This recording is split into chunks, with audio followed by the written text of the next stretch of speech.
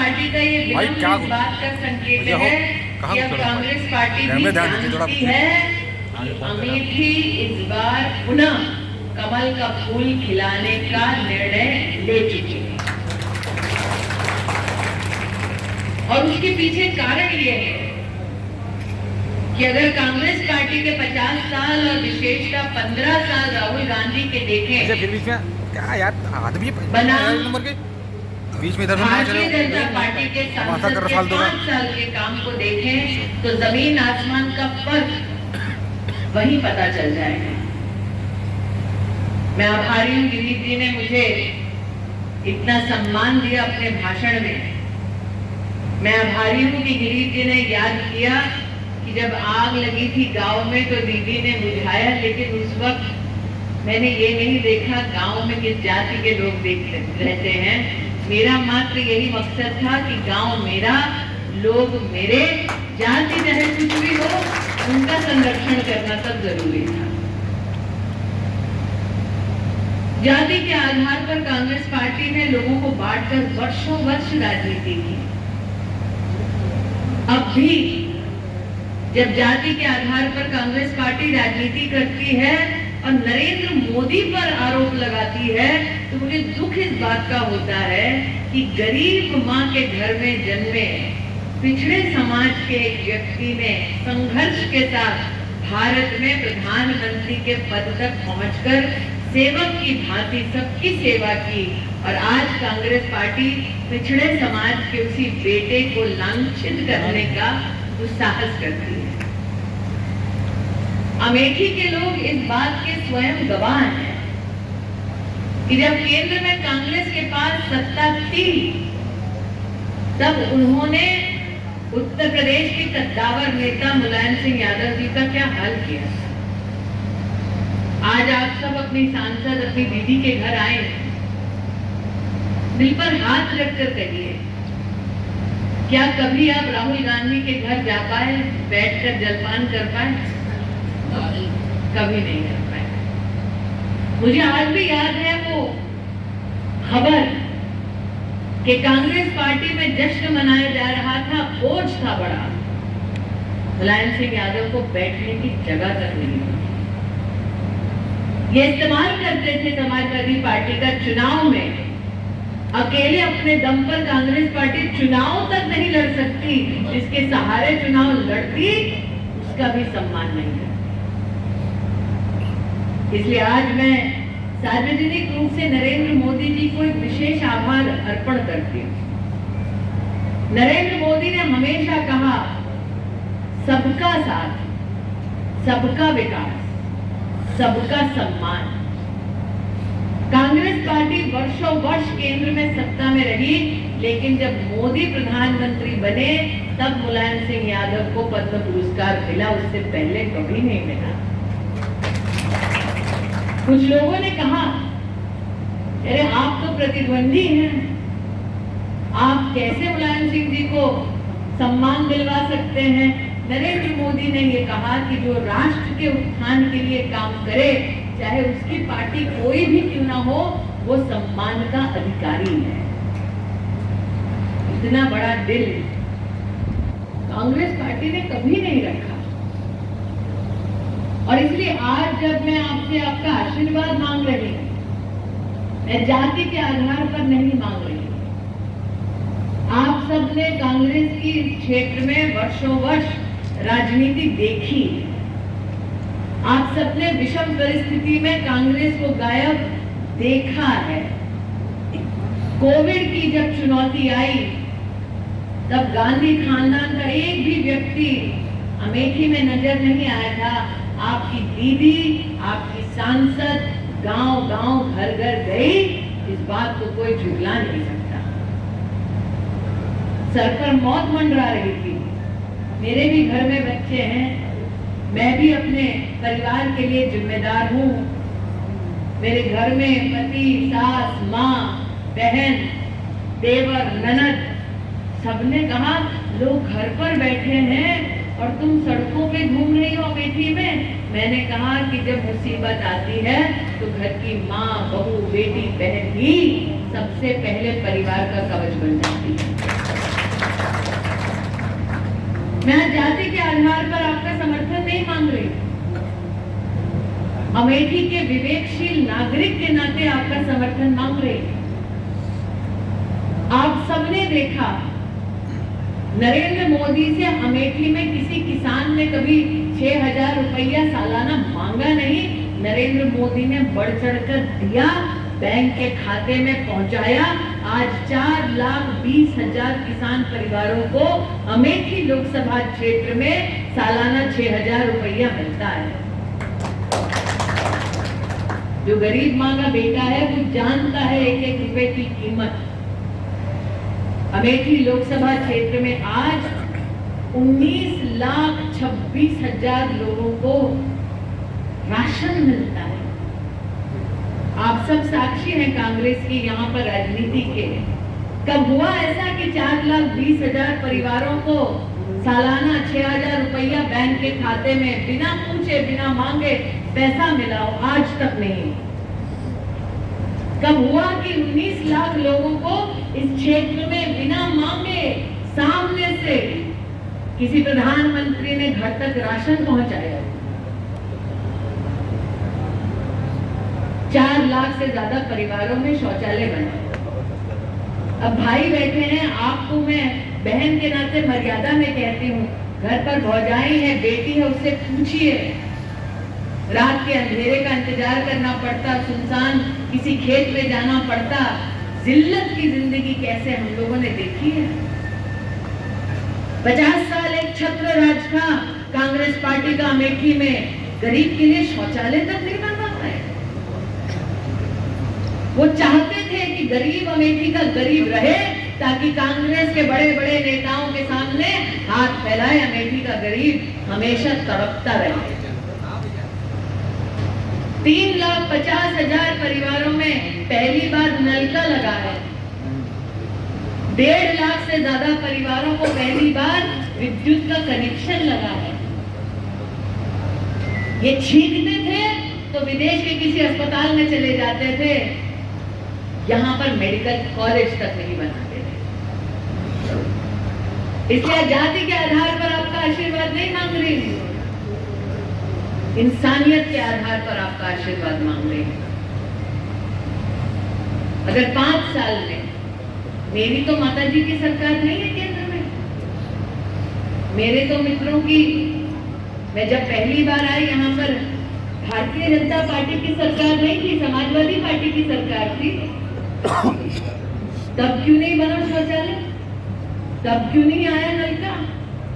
तब क्यों गरीब के लिए घर नहीं बना? इन 5 सालों में हमने 1,14,000 गरीबों के मकानों को बनवाया। आज मैं डंके की चोट पर कह सकती हूँ कि कांग्रेस पार्टी यहाँ 50 साल रही, खाता खोलकर गिनवा दे कितने घर बनाए गरीब के लिए। वो लोग व्याकुल जरूर होंगे जिनकी राजनीति यहाँ पर सिर्फ और सिर्फ चुनाव के वक्त चलती है। वो लोग व्याकुल जरूर होंगे कि अब तो ऐसी सांसद आई है, नाली खड़ंजा इंटरलॉकिंग गांव-गांव नपवा सकती है। कभी अमेठी ने कोई सांसद ऐसा देखा जिसने खड़े होकर गांव में नाली साफ करवाई? इसलिए जाति के आधार पर नहीं, इंसान के नाते कह रहे हैं। क्या आपने बहन बोला?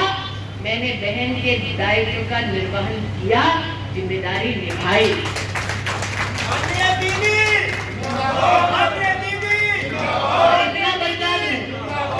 इतना बदला दो, कांग्रेस पार्टी किन लोगों के साथ चुनाव लड़ रही है? यहाँ मीडिया के बंधु खड़े हैं, पता नहीं आप में से कितने लोगों ने ये रिपोर्ट देखी है। बंगाल में आप सब जानते हैं कांग्रेस की समर्थक ममता बनर्जी है ना? इन लोगों ने संदेश खाली नाम की जगह सुनी? आप लोगों ने कितने लोगों ने सुनी है संदेश खाली? जो लोग नहीं जानते वो कृपया न्यूज में देख लें। संदेश खाली में इनके समर्थकों के घरों में घुस कर एक एक परिवार में कम उम्र की बहुओं को चिन्हित किया। इनके समर्थकों ने जाकर अपनी पार्टी के कार्यालय में बहुओं का बलात्कार करा। और जो परिवार अपनी बहू ना दे दे मर्जी से, उस परिवार के बेटों को पीटा गया, मारा गया, जमीनें लूटी गई। और ये वहां किया जहां कांग्रेस के समर्थक दल की सत्ता है, अपने समर्थकों के परिवारों का यह हाल नहीं है। कस्में खाते हैं लोकतंत्र की कांग्रेस वाले। तमिलनाडु में उसका समर्थन लिया जिसने बाबा साहेब अम्बेडकर का संविधान जलाया, सनातन धर्म को गाली बकी, उसका समर्थन लिया। और आप सबने देखा होगा, मैं कुछ दिन पहले वायनाड गई थी। मैं भी जानना चाहती थी क्या भला है वहां पर जो यहाँ अमेठी से छिपा रहे। आप सबने देखा होगा जिस दिन राहुल गांधी ने अपना नामांकन भरा, उन्होंने लिखकर घोषित कर दिया वायनाड मेरा परिवार है। वहां तक तो ठीक था। फिर कर्नाटक के एक नेता ने जाकर भाषण दे दिया कि राहुल गांधी से पूछा गया वायनाड से काहे लड़ रहे हैं। राहुल गांधी ने कहा वायनाड के लोग ज्यादा वफादार हैं। फिर हम क्या हुए? 15 साल निकम्मे सांसद को ढोया, जिसने काम नहीं किया, जीतने के बाद भी गायब रहा। और अब अमेठी की वफादारी पर ये तोहमत लगाते हैं। आप सबका भी तो समर्थन रहा था, आपने भी तो वफादारी निभाई थी, परिवार माना था। मैंने लोगों को रंग बदलते देखा है, परिवार बदलते पहली बार राहुल गांधी को देखा। कोई बदलता अपना परिवार? तो इसीलिए आज आपसे कहने आई, इंसानियत के नाते कहने आई, गांव-गांव घर-घर जो काम किया उसके आधार पर कह रहे हैं कि कमल का फूल खिलेगा। हम सब जानते हैं योगी की सरकार है, मोदी की सरकार आने वाली है। तो जब दोनों ही तरफ कमल का फूल है तो अपने भी बूथ पर कमल का ही बटन दबाओ। वो अपने लिए लड़ रहे हैं, हम अपनों के लिए लड़े, ये निर्णय करके यहाँ से जाए। वायनाड में कौन चीज देखी? वहां पर केरल के मुख्यमंत्री ने भी ये कहा कि वायनाड में चुनाव का पर्चा भरने से पहले मुस्लिम लीग से राहुल गांधी ने समर्थन लिया, तो वहां पर ये शायद बातचीत हुई उनके बीच में कि मुस्लिम लीग अपना झंडा नहीं दिखाएगा। क्यों? क्योंकि राहुल जी को यहाँ आकर प्रचार करना है, यहाँ आकर मंदिर मंदिर जाना है। तो मुस्लिम लीग ने कहा भैया हम अपना नहीं दिखाएं झंडा, तो अपना मत दिखाओ। उन्होंने कहा ठीक है। मतलब क्या हद है अब कि अपनी राजनीति के लिए अपनी पार्टी का झंडा तक त्याग दिए। फिर पता चला वहां पर एसडीपीआई नाम की एक राजनीतिक पार्टी है, पता नहीं आप में से कितने लोग जानते हैं, लेकिन अखबार में देख लीजिएगा, गूगल पर जैसे गिरी जी कहते हैं सर्च कर लीजिएगा। पीएफआई नाम के आतंकवादी संगठन के नेता हैं। अब राहुल गांधी की हालत ये हो गई है, आतंकवादी संगठन का समर्थन लेकर अपना चुनाव वायनाड में लड़ रहे हैं। और उस संगठन की जो एनआईए की चार्जशीट है उसमें लिखा है, और ये मिलेगा आपको इंटरनेट पे, कि उन्होंने केरल में हर जिले में लिस्ट बनाई है कितने हिंदुओं को मारेंगे। ये नहीं लिखा कि मारने से पूछेंगे पहले कौन जात हो भैया, मारेंगे। ये चार्जशीट। आप सब जानते हैं कि राहुल गांधी जब चुनाव लड़ते हैं यहाँ, तो बाहर से कई लोग आते हैं, कुछ छत्तीसगढ़ से आते हैं, कुछ कश्मीर से आते हैं, कुछ राजस्थान से आते हैं। इस बार वो यहाँ से लाएंगे लोग। इसीलिए कहना चाहते हैं ये चुनाव अमेठी के सम्मान और अमेठी के संरक्षण का चुनाव है। जो बंगाल में इनके समर्थक कर रहे हैं वो अमेठी में नहीं होगा। जो वायनाड में ये छिपा रहे हैं वो अमेठी में नहीं होगा। ये निर्णय हमको लेना है।